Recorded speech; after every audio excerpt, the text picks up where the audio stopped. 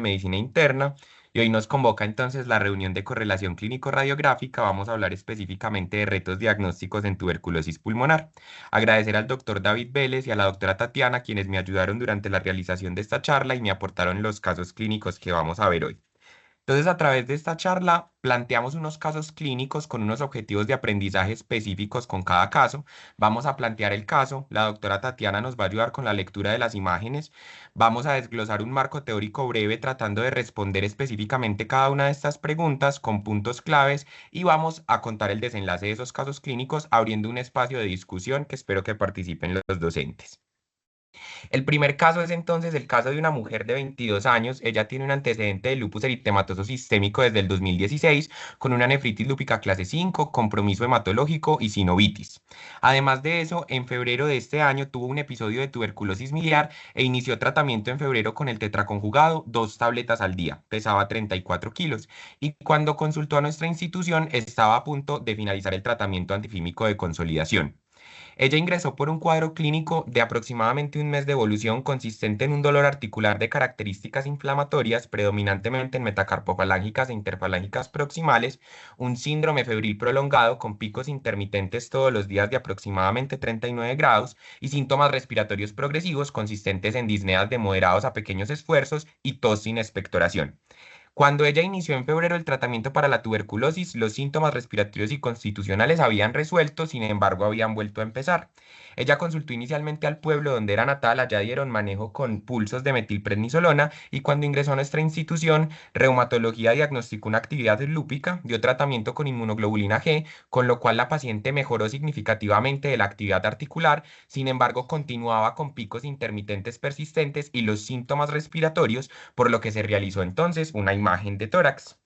Buenos días. En la radiografía que tienen a la izquierda de ustedes se encuentran opacidad de retículos nodulares bilaterales, aumento en el tamaño del corazón y signos de líquido pleural bilateral. Y en la tomografía, em, en la ventana para parénquima pulmonar, vemos múltiples micronódulos de distribución aleatoria.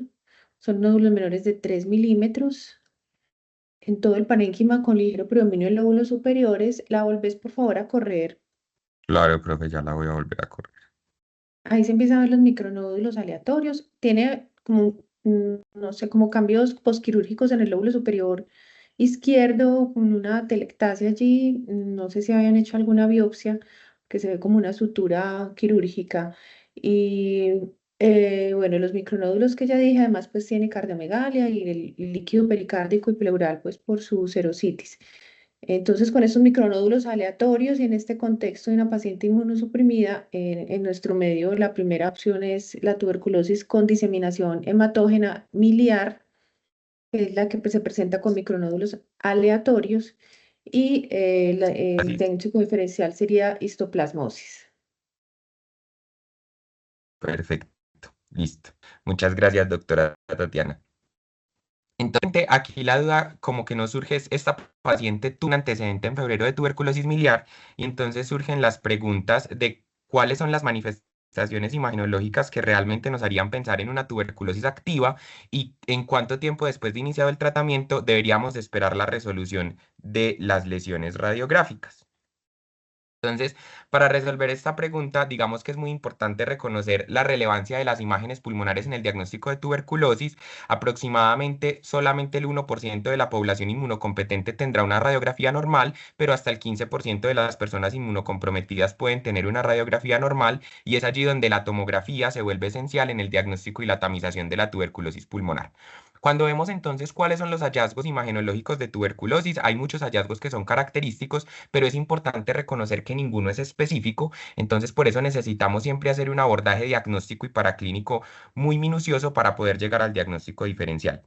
Clásicamente, imagenológicamente, la tuberculosis se ha diferenciado como tuberculosis primaria y posprimaria. En la tuberculosis primaria están las manifestaciones gangliopulmonares, donde usualmente vamos a ver adenopatías de centro necrótico o hipodenso por toda la necrosis caseosa, con una periferia mucho más hiperdensa por la reacción granulomatosa. Y característicamente estas cadenas ganglionares que se van a comprometer son las iliares, las mediastinales y las paratraqueales derechas. Sin embargo, es importante resaltar que únicamente el 30% de la población adulta va a tener adenopatías. También dentro de la tuberculosis inferiores y medios en la tuberculosis primaria. Y también en la tuberculosis primaria reconocer entonces el derrame pleural aislado, que en el 5% de los casos puede estar completamente aislado sin ningún compromiso parenquimatoso. Y por otro lado tenemos la tuberculosis postprimaria, que es por reactivación o reinfección de la micobacteria, que es la forma más común en los adultos, y allí las características radiográficas serán entonces las opacidades alveolares en los lóbulos superiores o la enfermedad cavitaria. Y reconocer también entonces dos presentaciones que son muy características, aunque no son las más usuales, que son tanto de tuberculosis primaria como postprimaria, y son la diseminación endobronquial con el patrón en árbol en gemación, donde vamos a ver entonces micronódulos de aproximadamente 1 a 3 micrómetros de diámetro en una configuración centrilobulillar en contacto directo con el bronquiolo terminal. ¿Cierto? Predominantemente entonces en los lóbulos inferiores. Y por otro lado tenemos el patrón miliar, que son los micronódulos generalizados o difusos, predominantemente también en lóbulos inferiores de aproximadamente 1 a 3 micrómetros de diámetro, que es por una diseminación hematógena de la micobacteria. Y además de eso, también tenemos que determinar qué manifestaciones podrían ser secuelares. Entonces, el 33% de los pacientes que tienen una tuberculosis primaria tendrán alguna lesión residual a los 2 años, que puede ser el complejo de Ghon, es decir, un foco calcificado, el complejo de Rancle, cuando este foco calcificado se une a una adenopatía, que también usualmente está calcificada, los focos de Simon, que son calcificaciones apicales, o en la tuberculosis postprimaria, todas las manifestaciones cicatriciales a nivel de los lóbulos apicales, como la pérdida de volumen, los quistes, los tractos esternodulares y también las bronquiectasias por tracción. Acá a la derecha vemos entonces una imagen del patrón en árbol en gemación, que recuerden que no es específico de tuberculosis, donde vemos los micronódulos más o menos de 1 a 3 micrómetros de diámetro, centrilobulillares en contacto directo entonces con los bronquiolos terminales. Entonces, acá les traigo unas imágenes como para tratar de visualizar un poco esto acá en la parte inferior. Y no sé si la doctora nos quiere ayudar como con estas imágenes. Ahí me escuchan, ¿cierto? Sí, sí, señora.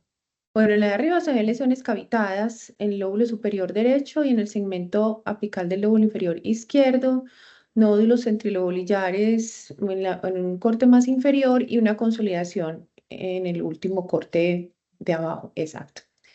En la de abajo de ventana para mediastino se ven adenopatías en el hilio pulmonar y otra en el lado izquierdo, la que está señalando la flechita, al lado de la arteria pulmonar, y tienen la característica de que son de baja atenuación.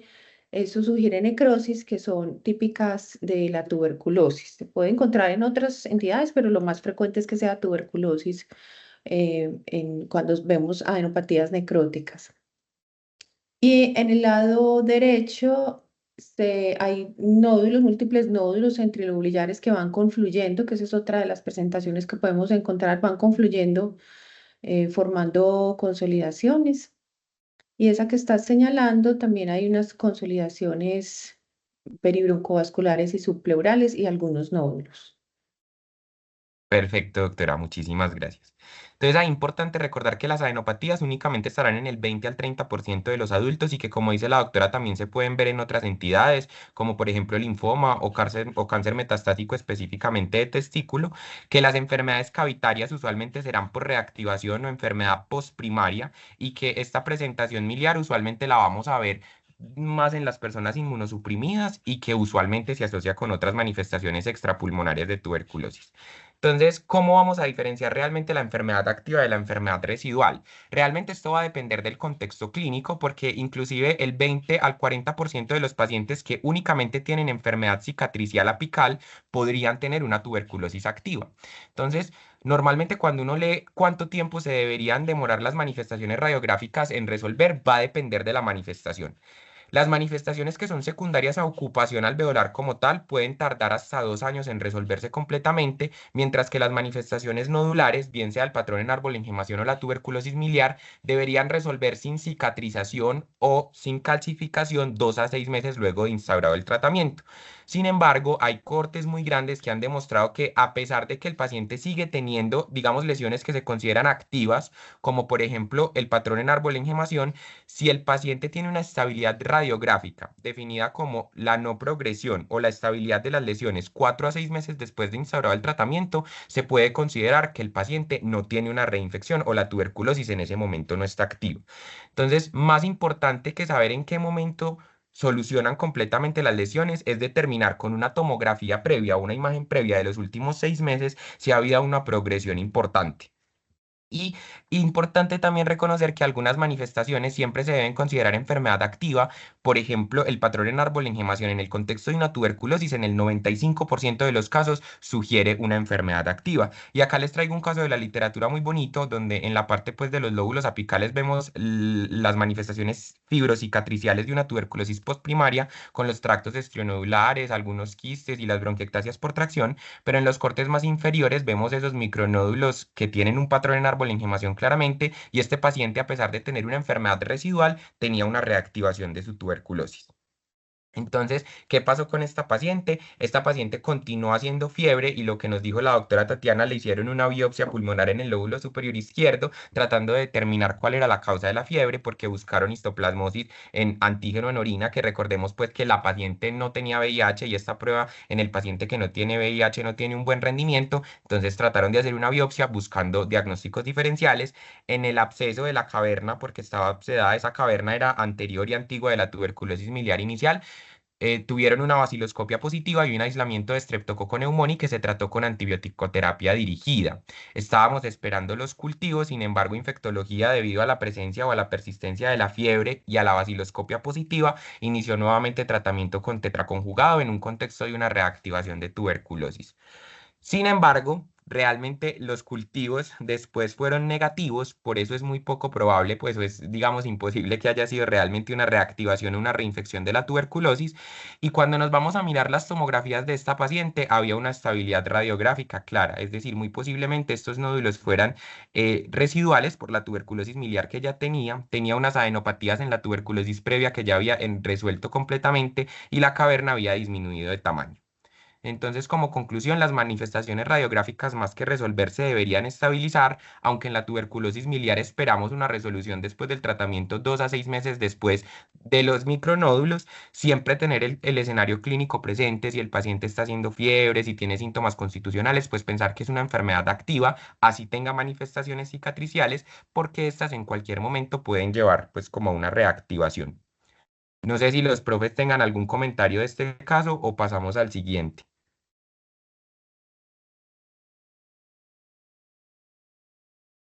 Daniel, entonces los cultivos finales de la paciente que tomaron en la biopsia fueron negativos. Sí, señor.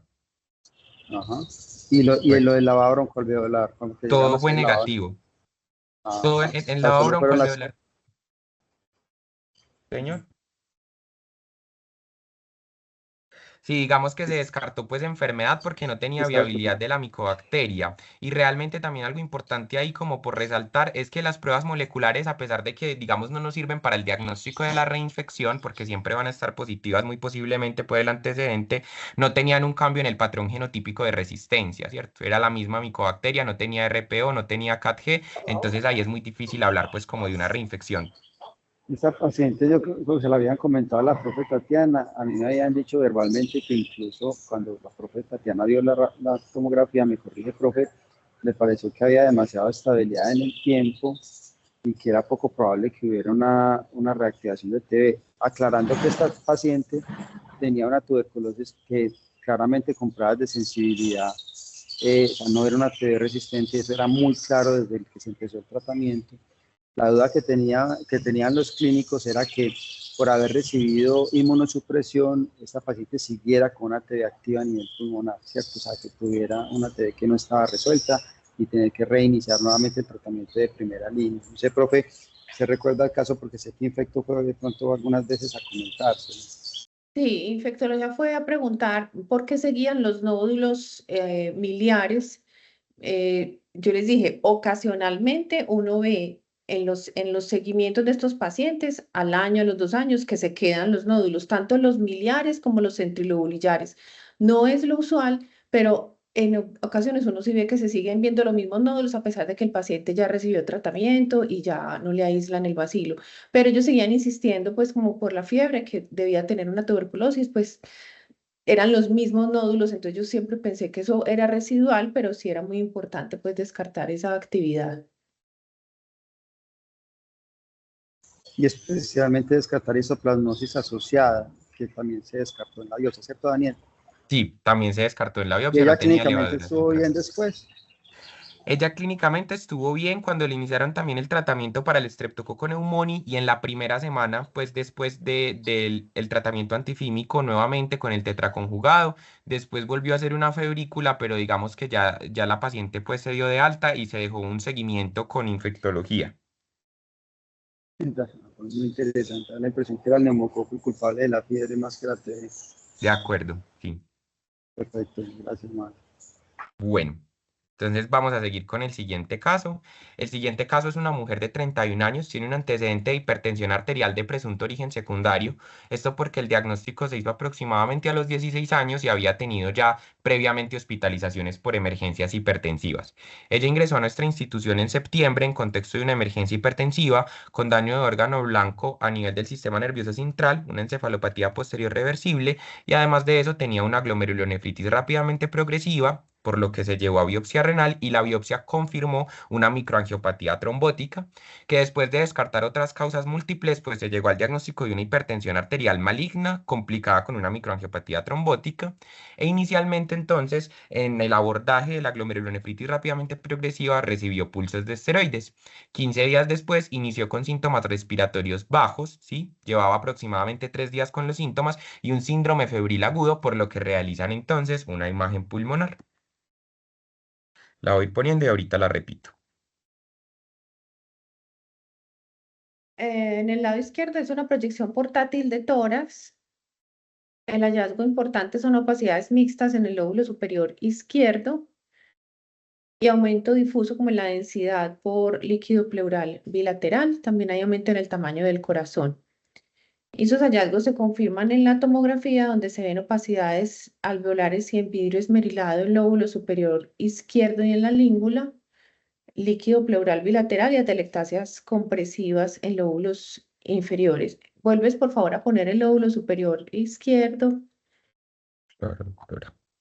Eso. Daniel, ¿esto fue cuándo? ¿Cuánto tiempo de estar hospitalizada? Ella llevaba aproximadamente 3 semanas hospitalizada Y ahí tenía fiebre. y tenía fiebre, sí. Ahí vemos las consolidaciones y el vidrio esmerilado, que es muy unilateral, pues en el lóbulo superior izquierdo y en la língula. Pues que lo que primero uno pensaría sería en una neumonía pues bacteriana. No es la presentación pues usual de una tuberculosis que sea tan unilateral en un solo lóbulo, en un solo lado. Gracias, doctora. De acuerdo, entonces yo creo que, pues, Bueno, entonces, les cuento el contexto. Entonces, esta es una paciente muy joven que ingresó al hospital por inicialmente sospechó un compromiso reumatológico y por eso recibió pulso de esteroides. La radiografía de tórax del ingreso, que no la mostraste, es completamente normal, o sea, súper normal. Es algo bastante llamativo e interesante.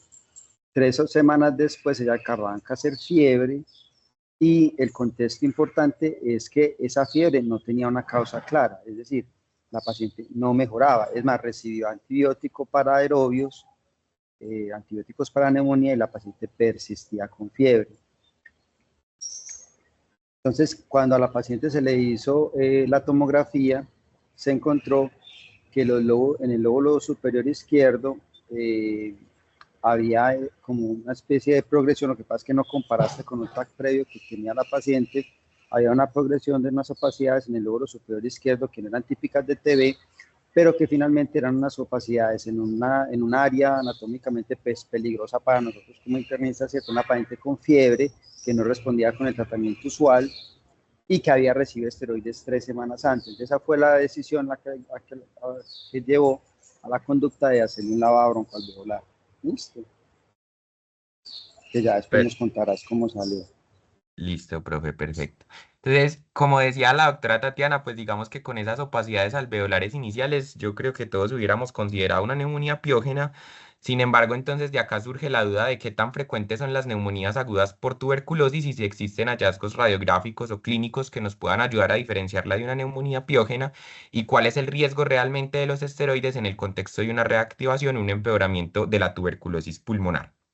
Entonces, para hablar de neumonía tuberculosa aguda, pues importante decir que no es una manifestación frecuente, que acá tenemos estudios en Medellín, específicamente el estudio del doctor Lázaro y sus colegas, donde ellos recogieron aproximadamente 525 pacientes que tenían neumonías agudas, es decir, síntomas respiratorios de menos de 15 días de evolución con confirmación radiográfica de opacidades alveolares nuevas, como nuestra paciente. En este estudio los pacientes eran menores a 17 años y estos 525 pacientes que recogieron a todos les hicieron entonces muestras pues en esputo para Mycobacterium tuberculosis y de estos 12, es decir, el 2,4% de los pacientes tenían una tuberculosis pulmonar activa. Es decir, que la neumonía tuberculosa aguda existe y que clínica y radiográficamente puede ser indistinguible completamente de una neumonía piógena.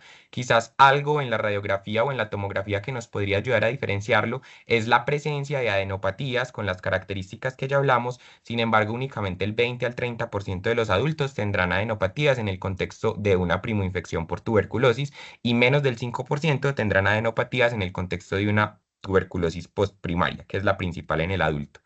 Entonces, para diferenciar esta entidad, tenemos que tener en cuenta el contexto epidemiológico y los factores de riesgo como para el diagnóstico oportuno, que acá les traigo una tabla que nos ayuda como con ciertas características epidemiológicas y clínicas a reconocer la tuberculosis en el contexto de una neumonía aguda, porque sabemos que la radiografía puede no ayudarnos mucho. Entonces, lo primero es los factores de riesgo clásicos que ya conocemos para tuberculosis, aumentarán la probabilidad de tuberculosis, pero acá importante les traigo es como la falla para la respuesta a la antibiótico-terapia rutinaria, es decir, en el contexto de una neumonía que no resuelve 48 a 72 horas después de yo tener una antibiótico-terapia que teóricamente debería cubrir los patógenos piógenos más frecuentes allí, debería pensar en una neumonía tuberculosa aguda. E igualmente en la recaída luego de la administración de quinolonas o corticosteroides, ¿cierto? Que esto es lo que les quiero mostrar acá, porque logran, digamos, un control parcial de la respuesta inflamatoria, pero van a favorecer la proliferación micobacteriana y el paciente empeoraría luego. Entonces, en esta paciente...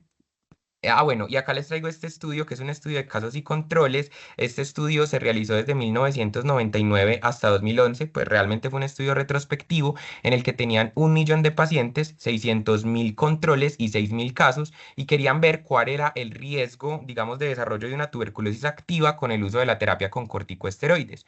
Y miren que cuando trataron de mirar la medida de asociación de riesgo ajustada a las variables de confusión, se dieron cuenta que el uso crónico y el uso actual, es decir, en los últimos 30 días de esteroides, aumenta hasta 3 veces el riesgo de presentar una tuberculosis pulmonar, que usualmente cuando uno lee tuberculosis no ve que los esteroides estén mencionados como uno de los factores de riesgo principales. Entonces, a pesar de que los utilizamos en algunas formas específicas de Mycobacterium, como la tuberculosis meningia o la tuberculosis pericárdica, realmente pueden favorecer o pueden empeorar la tuberculosis pulmonar y pueden activar una tuberculosis latente. Y esto dependerá de la cronicidad, mientras más días lleve más riesgo, y también hay estudios, sobre todo en pacientes con lupus, que muestran que las megadosis de esteroides o los pulsos tienen más reactivar la tuberculosis. Entonces, con esta paciente inicialmente, pues probablemente hubiéramos pensado en una neumonía piógena. Ah, bueno, aquí les, doctora, no sé si nos quiere ayudar con estas imágenes.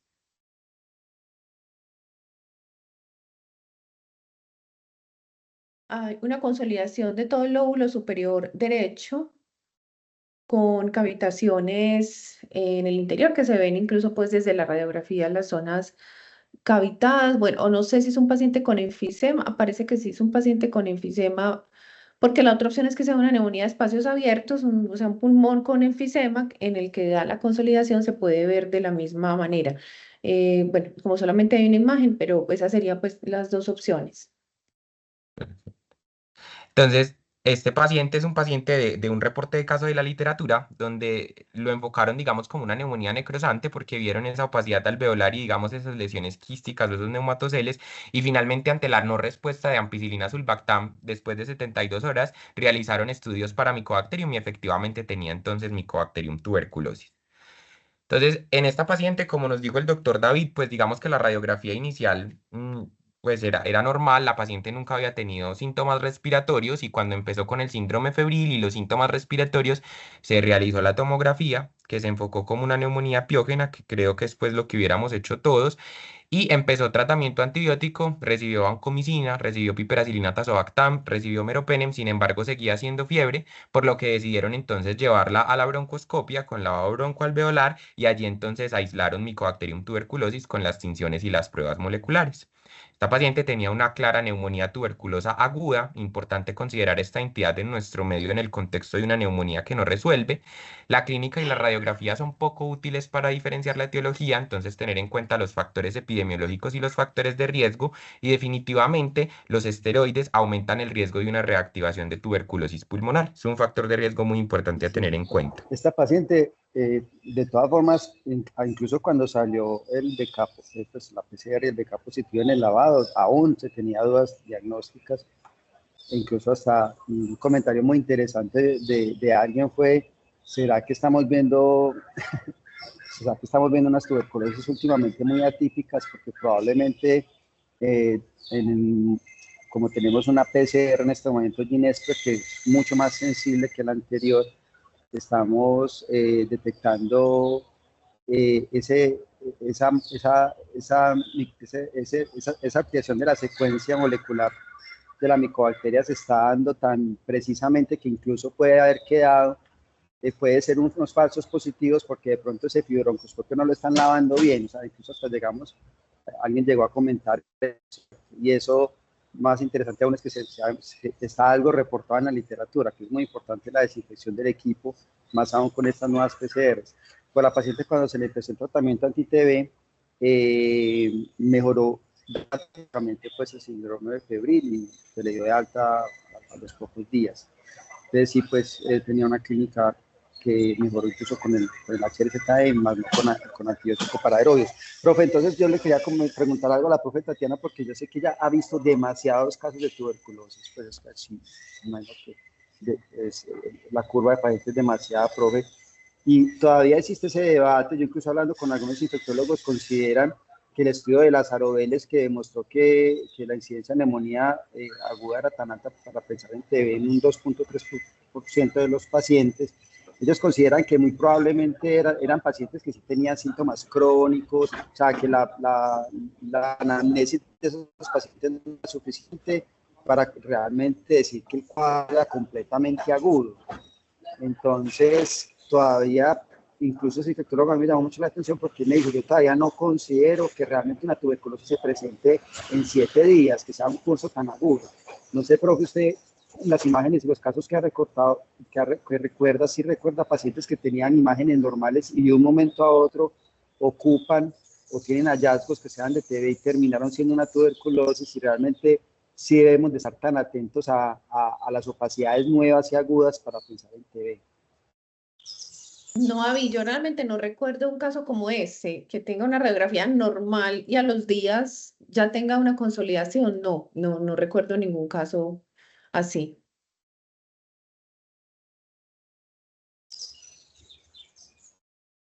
Listo, profe. Aquí obviamente es una paciente que recibió esteroides y fue como a las 3 semanas pues que se empezó a ocupar el lóbulo superior izquierdo. De pronto pues aquí no es tan aguda la cosa, ¿cierto? Pero sí es muy importante tener en cuenta que no necesariamente los pacientes pues tienen que estar muy crónicamente enfermos, y esta paciente fue un aprendizaje muy interesante que tuvimos durante la ronda. Y que los esteroides de todas formas hacen su daño definitivamente.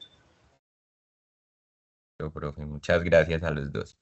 Bueno, vamos a seguir entonces con el caso 3. Es un hombre de 75 años, no tiene ningún antecedente de relevancia. Él ingresó a la institución en el contexto de un síncope de alto riesgo y en la revisión por sistemas tenía algo de disnea de esfuerzos ocasional, pero realmente no tenía síntomas inflamatorios sistémicos ni nada más llamativo. Pero en el enfoque inicial realizaron entonces las siguientes imágenes.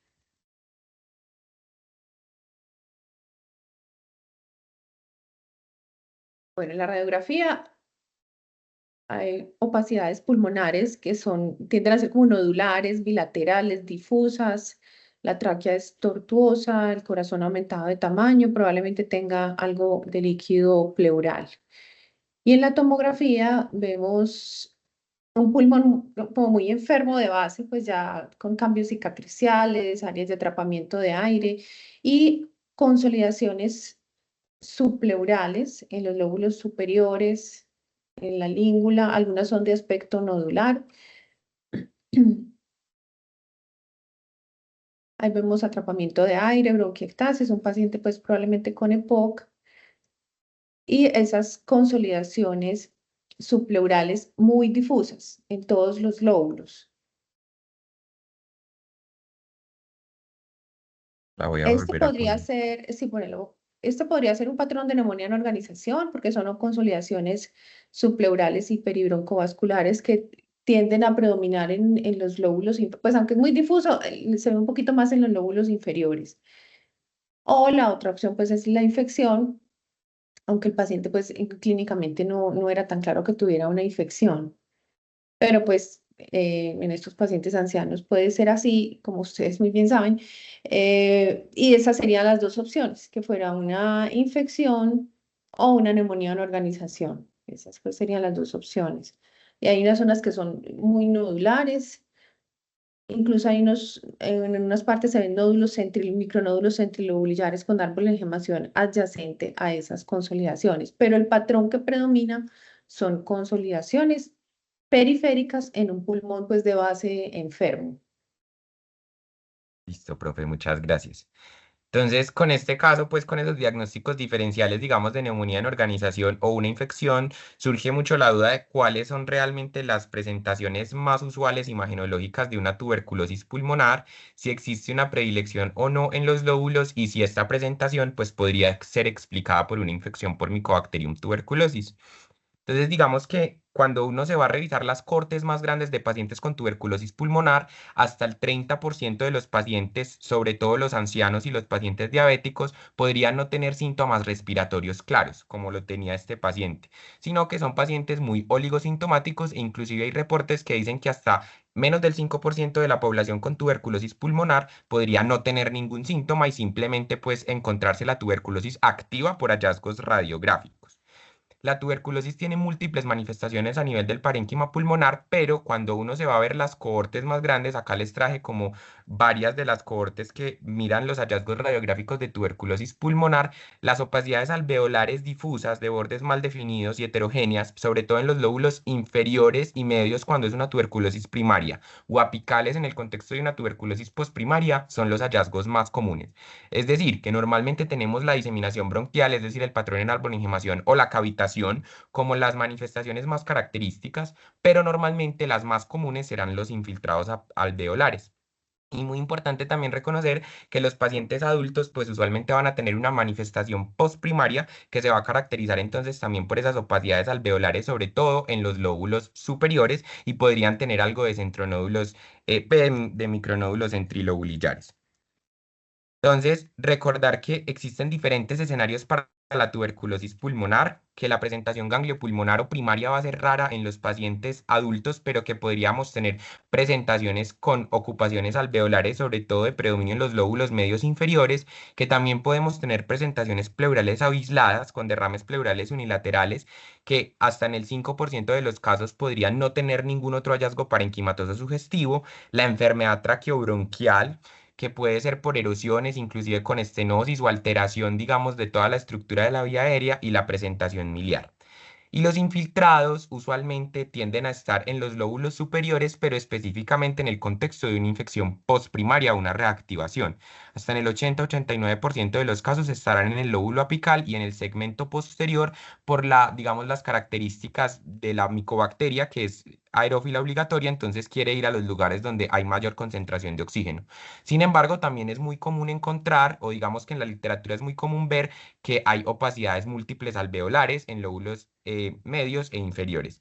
Entonces, este paciente, a pesar de que no tenía muchos síntomas, digamos, en ese contexto de ese diferencial de una neumonía en organización o una infección, se llevó a lavado broncoalveolar y en el lavado broncoalveolar entonces tuvo un aislamiento también, pues con las tinciones, con vaciloscopias y la amplificación por pruebas moleculares. Este paciente tenía una tuberculosis pulmonar y se dio de alta con el manejo antifímico y resolvió pues completamente como los pocos síntomas respiratorios que tenía.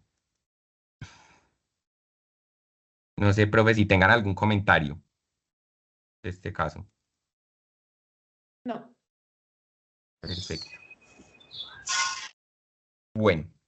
El último caso entonces es un hombre de 75 años, tiene un índice paquete de año de 57, es un paciente con un antecedente de tabaquismo pesado y además de eso tiene un antecedente de carcinoma de células claras en estadio 3, pues que le hicieron una nefrectomía total y 5 días después entonces de realizarle la cirugía inició con disnea de moderados a pequeños esfuerzos y en la IPS básica le realizaron una imagen de tórax, una placa donde encontraron una masa pulmonar. Sin embargo, pues lastimosamente no tenemos esta imagen de la masa pulmonar de la radiografía, pero él lo remitieron a oncología y en oncología, pues el oncólogo le mandó una tomografía. Entonces vamos a ver la tomografía.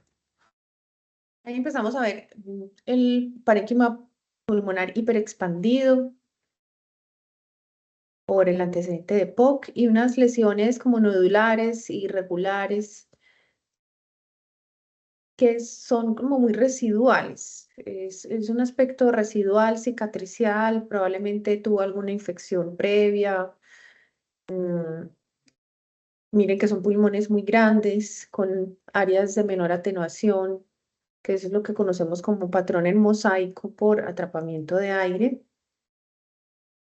Es un pulmón también pues muy comprometido en forma difusa por esos cambios cicatriciales, nódulos, pero son nódulos irregulares, no tienen apariencia de lesiones metastásicas, bueno, que puede ser pues muy difícil solo por tomografía. Y aquí en el lóbulo inferior izquierdo encontramos la masa que habían reportado en la radiografía, que es de contornos irregulares.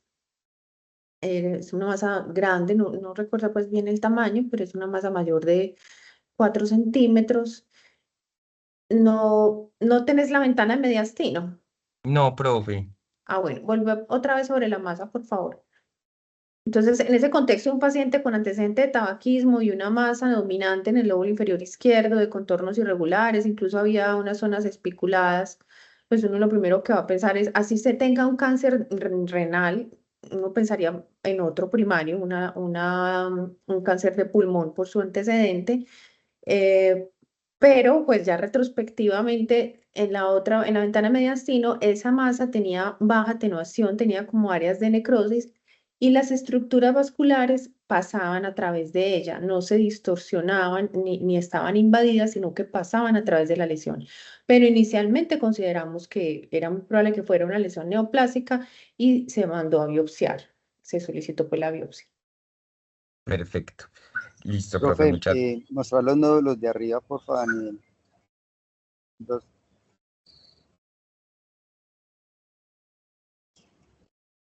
Si quieres, deja que ruede y lo dejas en un puntico. Yo te digo cuando le pones pausa.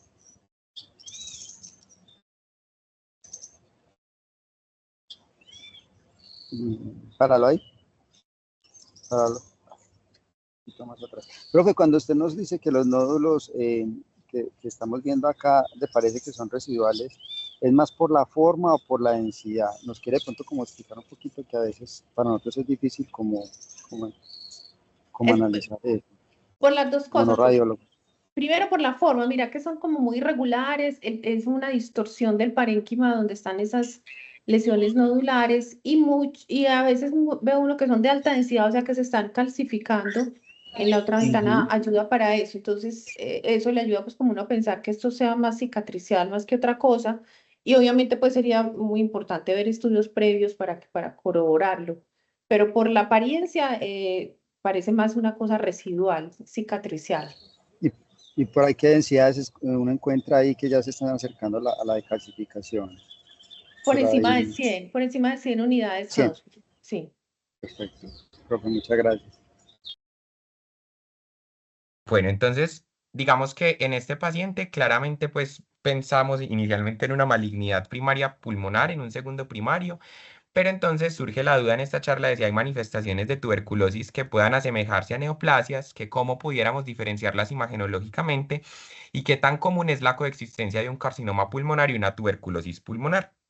Entonces, para ello, tenemos que hablar del tuberculoma, que realmente el tuberculoma es una manifestación extraña de tuberculosis pulmonar, únicamente en el 3 al 6% de los casos de tuberculosis pulmonar, y se define como un nódulo o una masa granulomatosa, usualmente subcentrimérica, pero que en general es menor a 5 centímetros, que puede ser solitaria o múltiple y que normalmente pues tiende a calcificarse.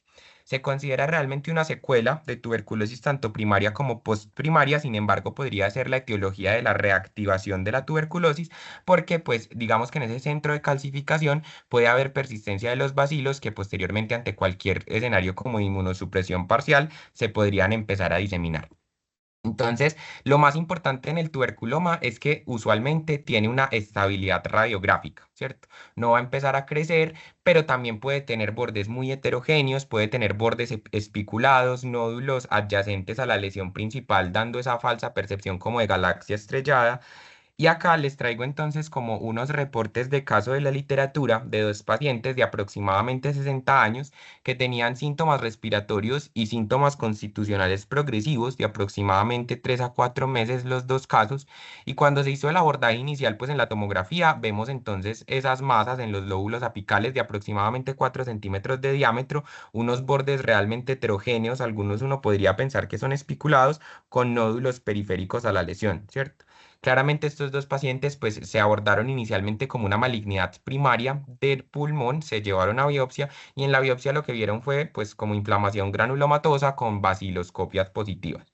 Entonces, digamos que cómo hacer para diferenciarlo imagenológicamente puede ser muy complejo, pues usualmente las masas van a tener unos bordes más espiculados, más mal definidos y lo más importante quizás será la progresión en el seguimiento imagenológico y ahí la importancia como del abordaje del nódulo pulmonar, el seguimiento adecuado, porque normalmente los tuberculomas se estabilizarán en el tiempo. Y también los tuberculomas pueden tener un signo que se conoce como el signo de la cebolla, donde tenemos una lesión que es mucho más hipodensa en la periferia y que tiende a tener como de forma centrípeta un aumento de la densidad por la calcificación que empieza a hacer el tuberculoma. Y esto también quizá nos podría ayudar a diferenciarlo, pero realmente puede ser muy complejo y pues usualmente necesitaremos la histología para hacer el diagnóstico. Y cuando uno lee la literatura, digamos que hasta el 2% de los pacientes podrían tener manifestaciones simultáneas de cáncer y tuberculosis o tener, digamos, las dos patologías.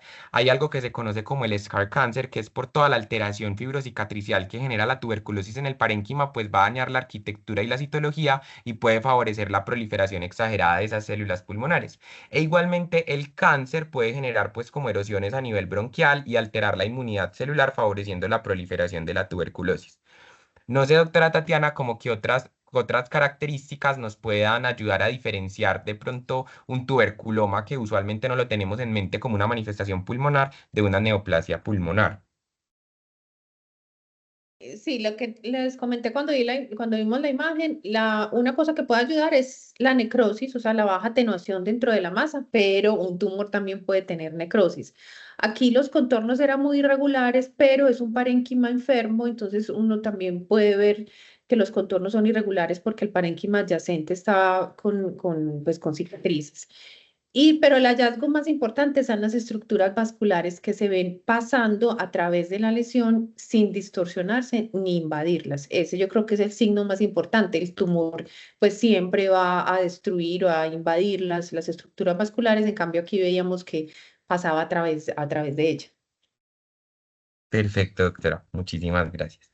Entonces, este paciente, digamos que sí, inicialmente el diagnóstico que se consideró fue un segundo primario, pero por estos hallazgos radiográficos en marzo, él empezó a consultar en 2023, en marzo de 2024 decidieron llevarlo a la broncoalveolar, efectivamente tenía baciloscopias positivas y amplificación de material genético de Mycobacterium tuberculosis, se inició el tratamiento tetraconjugado antifímico y después de 2 meses la masa había resuelto completamente. Entonces, como conclusiones de este caso, realmente la tuberculosis, específicamente el tuberculoma, es un diagnóstico diferencial de las malignidades sólidas. Muy importante entonces esa pista que nos deja la doctora Tatiana del centro pues como hipovascular y las estructuras que no se invaden, porque la clínica puede ser muy similar y en la mayoría de los casos pues el resultado histopatológico va a ser esclarecedor entre un tuberculoma o una masa pulmonar. Y bueno, muchas gracias. Esos eran los casitos que les traía para hoy.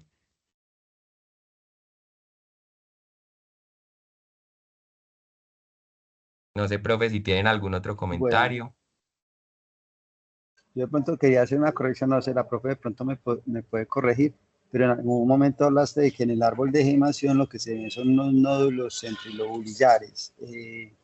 Y no sé, profe, que de pronto usted nos aclare si realmente sí lo debemos de definir como nódulos o Sí, el árbol de gemación es el patrón diferente. es,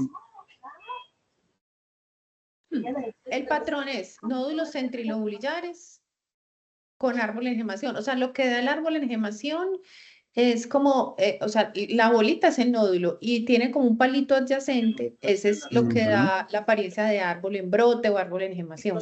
Pero sí son nódulos centrilobulillares. Lo que pasa es que no todos los nódulos centrilobulillares tienen árbol en gemación.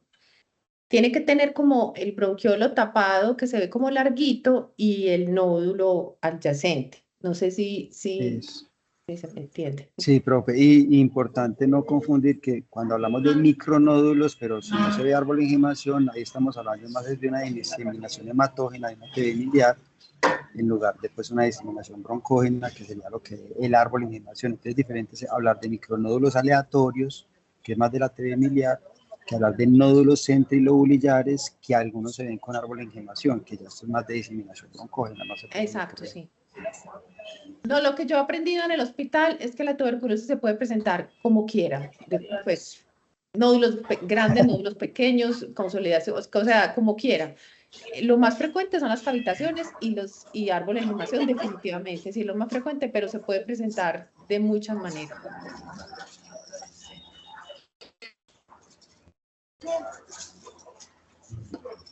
Bueno, Daniel, muchas gracias, te felicito por la presentación, hermano. Fuiste muy didáctico, los casos fueron muy interesantes, aprendimos mucho de algunas cositas puntuales que dijiste, que también la profe Tatiana nos mencionó. Profe, muchas gracias por haberme acompañado como siempre. No sé si quiera decir alguna cosa final. Muchas gracias, excelente la revisión. Muchas gracias, profe, que estén muy bien. Gracias, Daniel, nos vemos, hermano. Gracias. Ay, no sé si tienen preguntas los asistentes, eso es importante, pero no viste alguna mano levantada o algo? Yo es que no vi nada, ni a ninguno levantando la mano, ¿no? ¿Listo?